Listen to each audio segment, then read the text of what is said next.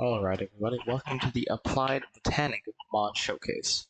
Now, this mod requires both the Applied Energetics 2 and the Botania mod to be installed in order for everything to work. I do have some additional mods, but they should not affect your experience. And just as an indicator, I am using the AE2 Textures Backport. So, the AE2 Textures Backport 1.20, as the Minecraft version I am on is 1.20.4. So, things might look a little different from you, but the concept always works the same. So, the Applied Botania mod adds 5 new items and features. We have the Mana P2P tunnel, the Mana cell housing, the portable Mana cell, and the Mana storage cell. These are in their variants from 1,000 to 256,000, similar to every other cell in the game, and they also add a Fluix Mana pool. So, while some of the items are included in Lexical Botanica, such as the Mana drives, everyone goes through my head the blessing of numerical, shame on you. With the crafting recipes, Vazkey is the mod author of Botanica, if you're wondering. The crafting recipes for all of them. And we can also see there's another recipe for the Fluix Mana pool, which is the crafting recipe, and this isn't so bad splash text.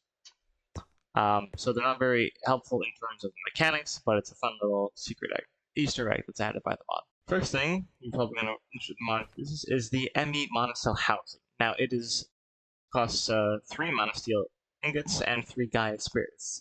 This puts it at mid-game, making it having you to progress further within the mod pack to be able to create the mana cell. However, as you'll see later, there are other ways to store mana without having to wait until you finish the Gaia ritual. I should also note that this mod will not be a comprehensive guide into Botania or AE2 mechanics, and there are many tutorials online for you to learn that. I'm here to introduce the nuances and the ways that the Applied Botanics mod interacts with both of these separately. The next thing they add is the Mana P2P tunnel, which offers the same as imbuing a P2P tunnel with any other type of mod. Namely, you just have to right-click it with either any kind of petal, whether it be mushroom or any color, right-click a P2P tunnel, and it now becomes a Mana P2P tunnel. Now, in order for this to be configured properly, you have to place a spark on it. Now, unfortunately, that is the only way you can put it. So, let's say, for example, you cannot use the P2P tunnel as an input with on the side. It has to be vertical in order to use the P2P as an input tunnel. Next up, we have the portable mana cell, which is done similar to every other portable cell, with an MB chest, an energy cell, whatever storage component you're using, and the mana cell housing similar over there. So it's the same progression log-wise of having needed to defeat the Gaia ritual. Last thing they add is the Fluix Mana pool, which is crafted from an ME interface and a fabulous mana pool. Now, the fabulous mana pool is crafted from mana pool and Bifrost blocks, which is Alpha Glass and Blood of the Bifrost. Both of these options are received from the portal to Alphium, so unfortunately it is the same mid-game element in order to be able to create the Fluix Mana pool. However, once again, I'll show you later on, there are other ways to store and use numerical mana in this mod. So, first thing we need to get started out of the way is that there are some behind the scenes and some, like here, we introduce a bit of the numerical mana side of Applied Botanics. So, first of all, each mana pool holds 1 million mana, and the unit used in Applied Botanica is pools. So, therefore, one pool is 1 million mana. So, I'll explain how this setup works right now. But in the terminal, you will see mana, and its unit to be stored in is one pool. One pool is your reference.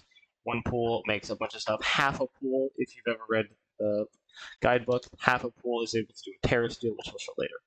And one of the most things to start out is you want to have this, in order to use mana in crafting recipes and export buses and import buses, you need to have mana. However, you can't have this numerically.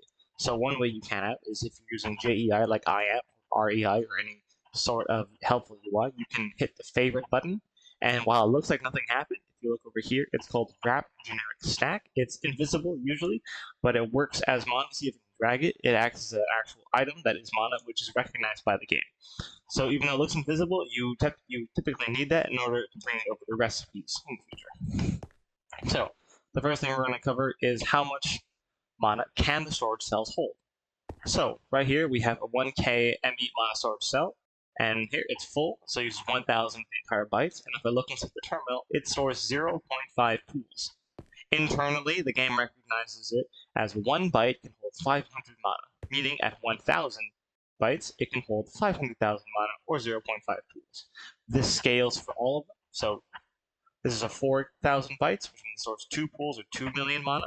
This is a 16,000 byte, 8 pools, 8 million mana, 64, which is 32 pools, 32 million, and 256 for source 128 pool or 128 million mana, as shown here. So, roughly, 1 pool is 2,000 bytes. Next, the portable storage cells work the same. They each store, now they both require AE and storage cells, and they work in similar in function to a mana tablet. Now, the mana tablet itself holds approximately half a pool, or 500,000 mana, and curiously, since the 1,000 byte portable mana cell also holds 0.5 pools, these are approximate, and they can be used just like mana tablets. So here we have an viewer, and here we have a discharger. In order to use a portable mana cell, you first need to charge into this pool at the same rate, just at the cost of lowering your applied energistics irradiation. So to show the capacity, I have a chest full of very low durability Terra Shatterers. So by just filling my inventory, we can see the mana tablet get rapidly drained.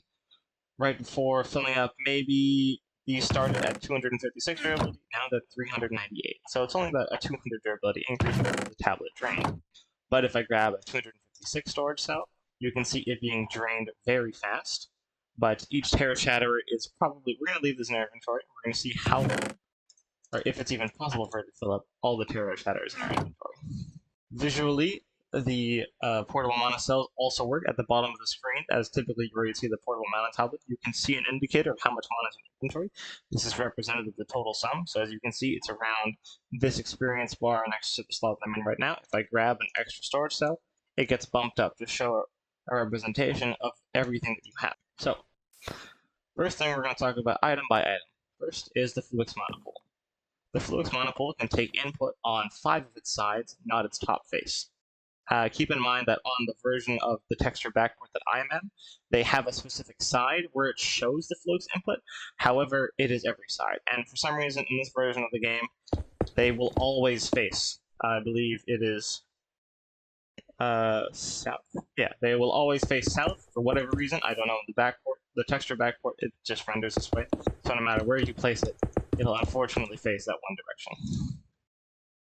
So the first thing you need to do to have your system with the Fluix Mana Pool is it needs to have a storage cell. So as you can see right now, if I turn the spreader on, so it is no longer powered, and yet it's not sending mana from the pool over to your mana pool. That's because it needs mana inside it. So with a mana storage cell, it can now start filling up with mana. You can see it's slowly filling that entire system up. You can turn this off, do whatever you want. And the comparator outputs the proportion of fullness that it is. This works as with any normal pool you have. Now, every single pool that you have, so see how visually it just hit around the 1/4 mark, so you can start to see some mana. What happens if you instead have a larger capacity, and you add a 256 storage cell up here right now, it is a comparative power of 5. If I were to add 256 kilobyte storage cell, the visual indicator is gone. The wand of the forest shows that there's barely any mana, and the comparator is back.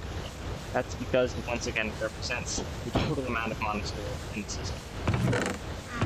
Oh, and side note, as you can see, we used around we used about 10,000 bytes from the mana storage cell, and it was enough to fully repair all of the Terra Shatterers, which is why it is such a better option than tablets, as it just lets you carry so much more. So, one of the main bonuses about the Fluix Mana Pools is it's shared across a network. So let me use this. So, right now, the system has no mana at all, 0 out of 1,000 bytes, and they're connected to the same network. This is because the mem each shares channels. So if I was to do an input on the left side and fill up this pool, because they're all... if you think of it, a Fluix Mana Pool is not a storage, it is mainly an output. Like a physical representation of what the mana you have stored. So, the left side and the right side share the same amount of mana, and this pool, even though while not connected to this input, can be used to transfer out.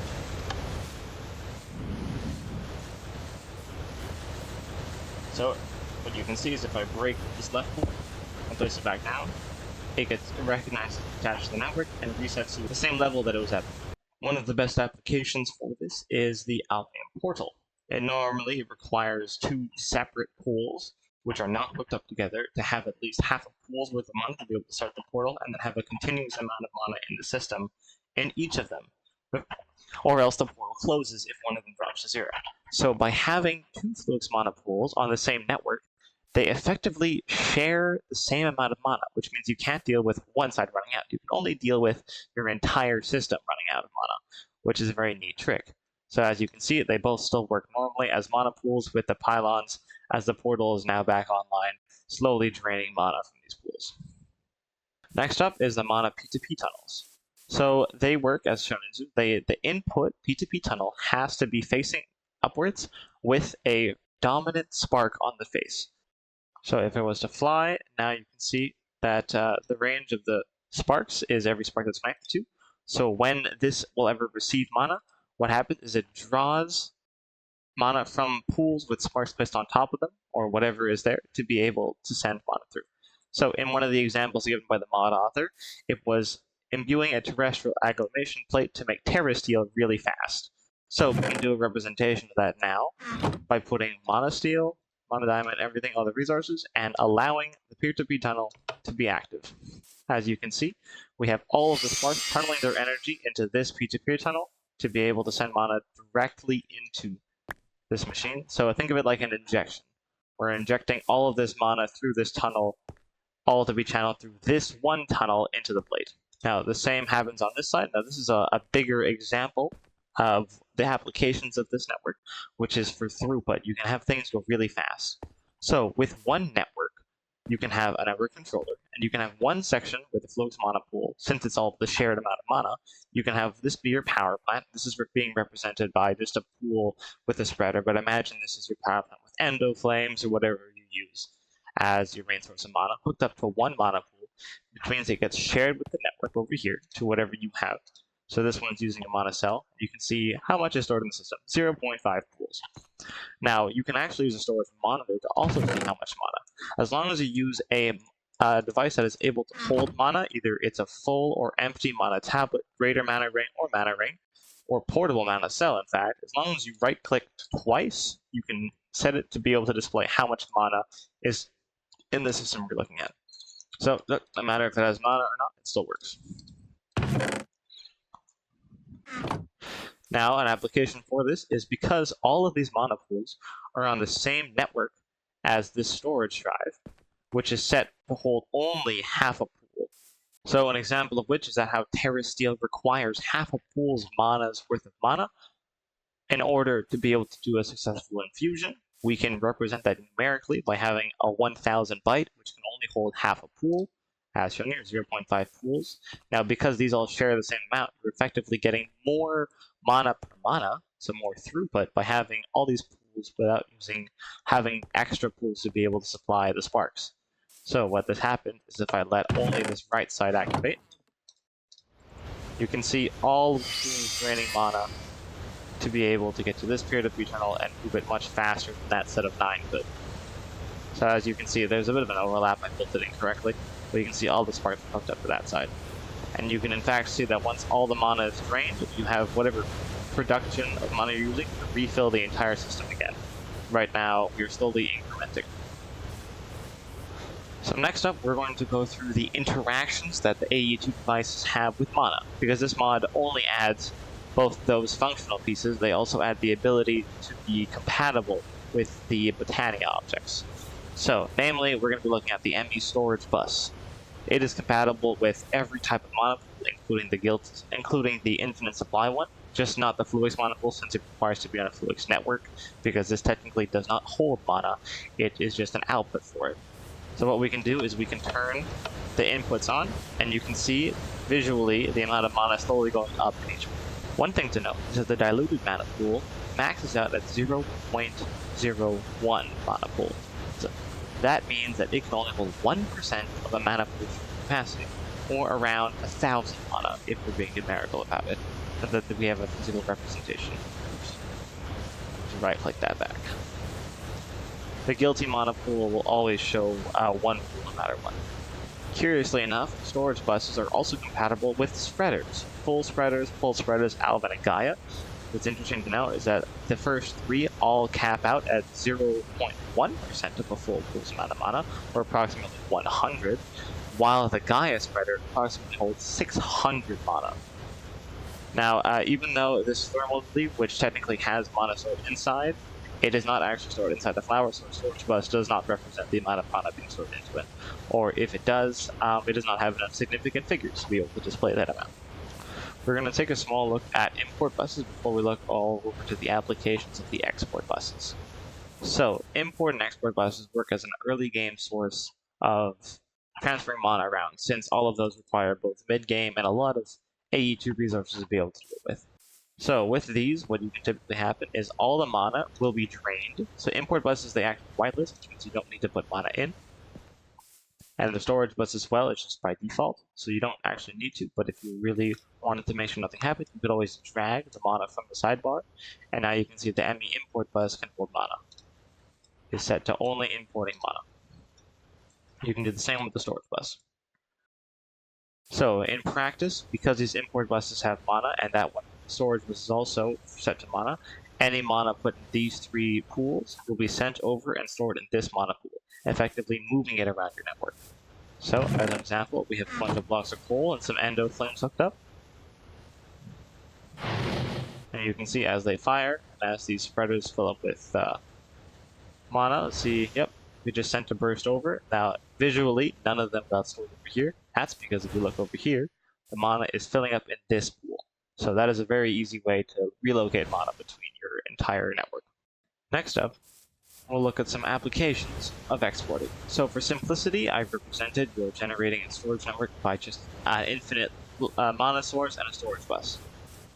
So the export buses work the same. You just place mana in from the sidebar, drag it in, they work with acceleration cards. Now they can be sent to mana spreaders, all four types. They can be sent to other mana pools.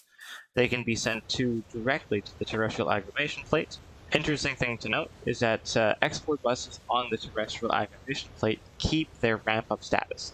If you don't know, AE2 devices like the export bus, annihilation plane, and import buses, they ramp up to speed to save performance. However, so we can see the same here. So we first need to drag over our mana and apply our acceleration cards and wait for it to work. So we can see that if we just, if we turn this on for the first time, the mana input speed is fairly small.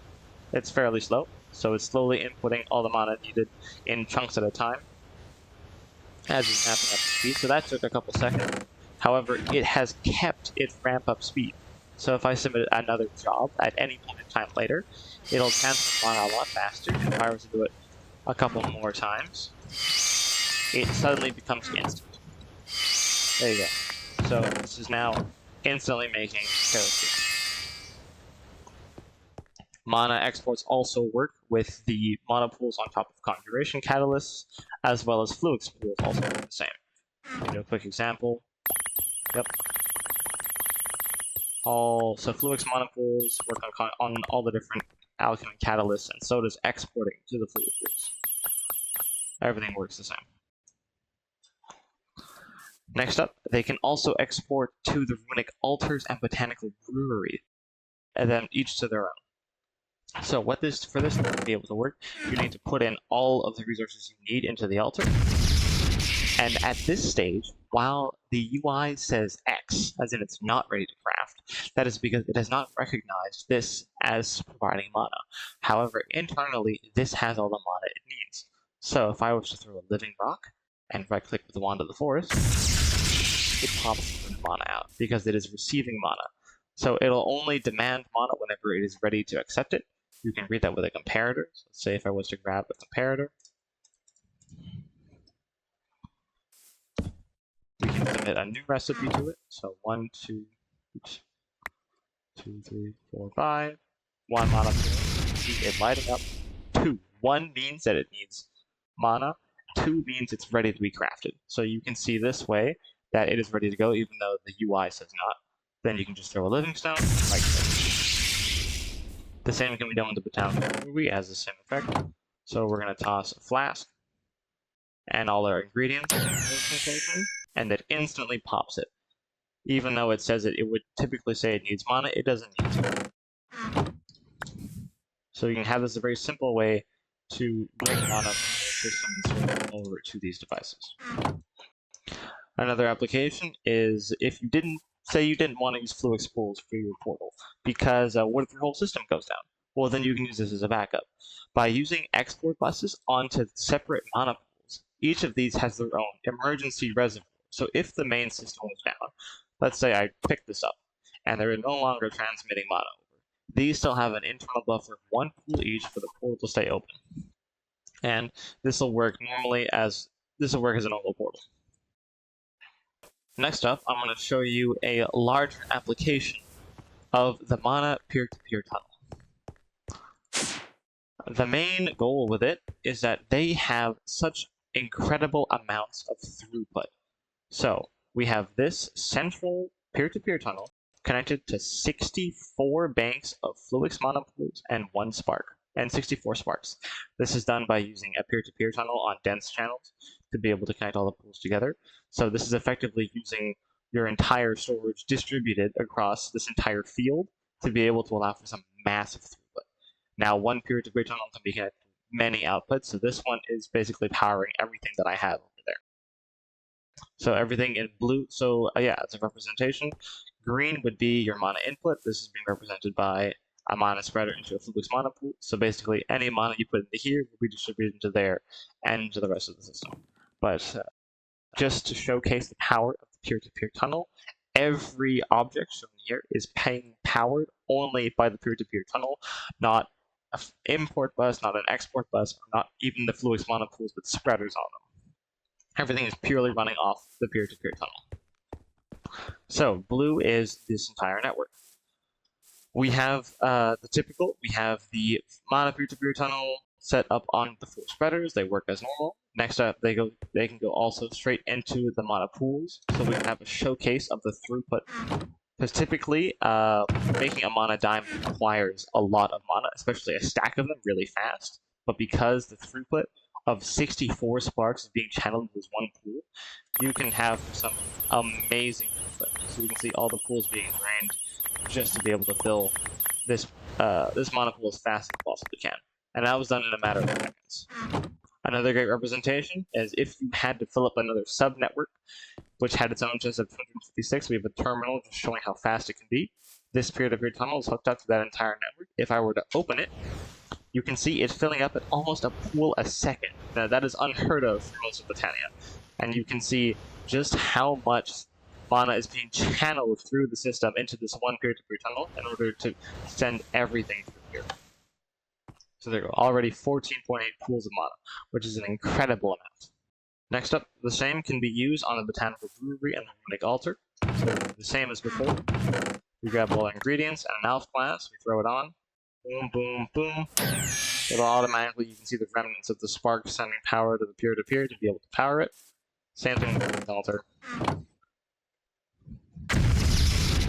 It automatically received all of it. You can see those firing, meaning it's trying to actually fill up these pools. And if I right-click that, lastly, the same thing happened with the initial aggravation plate, as was showcased down there, just a lot bigger. So, with all our ingredients, you can see all of the mana coming through, and the tear seal finished instantly. Here it is once more, from this angle. Oops.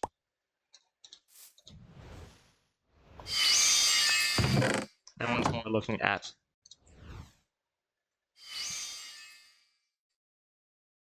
there you go. That's mainly the big benefit, is being able to send so much mana through. Now, I didn't showcase it down there, but the export buses and the peer-to-peer tunnels also work with the Mana Enchanter. So if I take a sword and a Sharpness 5 book, right-click the sword in, shove the book in, and right-click with the wand, you can see it's being configured. It has now already collected all the mana it needs. And if you wait a second, yep, the item's already enchanted. So no longer do you need a spark with some pools around it. You can just connect it to your main network or use an export bus, and it is now compatible with the rest of the system. Goodbye. Same thing also works for the Elven Gateway. Not much difference from the setup down there with the import-export buses, just another way you can use it with peer-to-peer tunnels. So there you have it. There's the basics of Applied Botanica and what they can do. Next, I'm going to show you some more applications. This is your typical AE2 network. Crafting grids in the back, some storage, this is represented by some creative crates, and your mana generator. You have a bunch of mana and a bunch of items, and you have a pattern crafter. And let's say you want to make, so we have the setups over here. Let's say you want to make terra steel, you want to make some runes, and you want to make some potions. We have these three setups to showcase more and more steps of automation that you can do now that mana is a classifiable resource in Applied Energetics. So, as an example, let's start with making some terra steel.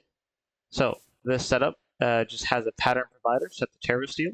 It'll send the items to the formation plane, set to item placement, and a storage bus to a mana pool. So let's just take that pattern out and remake it real quick. Let's just take all these patterns out just so I can show you how they work. So it doesn't matter what order you make them in.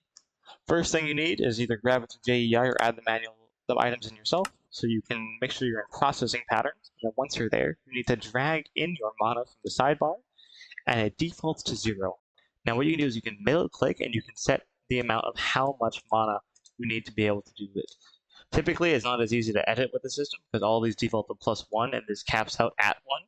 So you just have to use decimals. So in making terra steel, the actual amount is 500,000 mana, which is half a pool, which we have encoded right here.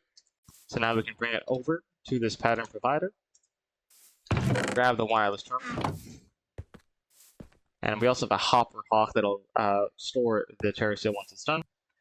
So right now I will show you this small auto crafting setup. So if I just order 1 terra steel, we can see that all the mana has been deposited into the mana pool and all the items drop from the formation plane. There are 2 sparks located above the plate and the mana pool transferred mana. So the throughput isn't very good. What you can instead have is your main network just have a peer-to-peer tunnel or an export bus into the plate. But just to showcase the auto-crafting capabilities, you can instead have it done this way. So once the terra steel is done, this hopper hawk can collect it, replant it into this pattern provider, and send it back to the network. So we're going to do the same. This one is set to create Rune of Manas. So let's create that pattern right now. Using the Moon of Mana from the JEI library, we can just add everything. Make sure to include the living rock and everything so that you only need to right-click with the Wand of the Forest when you're ready. You can drag over mana again, and I don't actually know the numerical amount, but let's just do 0.5 as a good set point. So we have more than enough mana for the process to complete. What we can do is we can upload that pattern and ask for 1 Rune of Mana. So what happens is you can see that it's completely ready. Once all the items get dropped from the open crates, was compatible with the Botania setups as well. If you don't want to make a formation plane, it dropped all the items in any order, and it has all the necessary materials to make the mana rune, as well as depositing the mana into this pool, which is picked up by the Gaia spreader. If you use that spreader, just to be able to send mana into the altar, if you don't want to use the peer-to-peer tunnel or import-export bus as mentioned before. Once that's done, all you need to do is just right-click, and the rune is done. And the hopper hawk picked it up and placed it back into the pattern provider. Now, the last pattern we're going to make is for the flask of shielding. It works essentially the same. Make sure you have enough mana. You add mana to the crafting recipe. Ooh, I believe that was not. Yeah, you're supposed to add the flask of absorption. There you go. Make sure it's the right recipe, guys. Make sure you always add mana to whatever recipe you grab from JEI. Grab into the pattern provider. We have a hopper hawk as well, set to the flask of shielding. Now this one is an example of a fully automated set. So what's going to happen is this open crate is going to happen really fast. So this open crate is going to drop all of the items required, which is the flask and all the different materials to make the potion. It's going to deposit mana into this pool, which the spreader will then use to fill out the brewery. Then we have this comparator. So I forgot that the botanical brewery actually outputs the item as soon as it's done receiving mana, and only the runic altar needs to be hit with a wand to be able to output and craft the item. So if we do the recipe for the botanical brewery,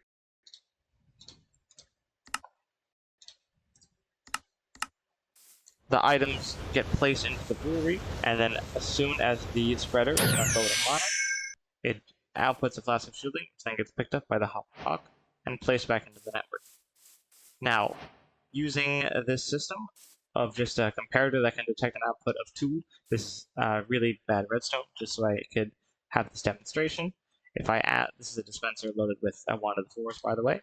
If I ask for 1 round of mana, it'll dump all the resources and the living stone, and as soon as it's received mana, the comparator outputs a power of 2, sending a signal all the way to the dispenser to right-click the runic altar, dispensing the rune. So if we can see that again, I'll look at the comparator this time. 1 because it needs mana, 2 when it's ready, outputting the dispenser to be able to trigger that. So we can shoot it one more time. There you go. Things ready, gets picked up by the hopper, gets returned to the system. So yeah, this is the Applied Botania mod showcase created by Zakidmyth. Sorry if I'm not pronouncing that right. I'll leave a link to the videos that he's created on Applied Botania, as well as the GitHub repository and the CurseForge link if you guys want to try the mod out for yourself. Thank you.